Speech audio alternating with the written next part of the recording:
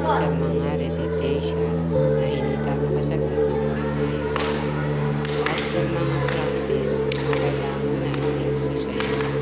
Kaya dapat tayo Energen. Energen? Ano yun?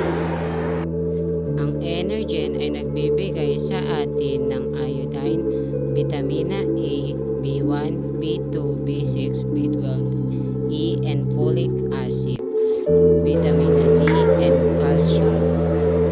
Ang sarap! Kaya lagi tayong uminom ng Energen upang lumakas ang ating katawan at magkaroon ng sigla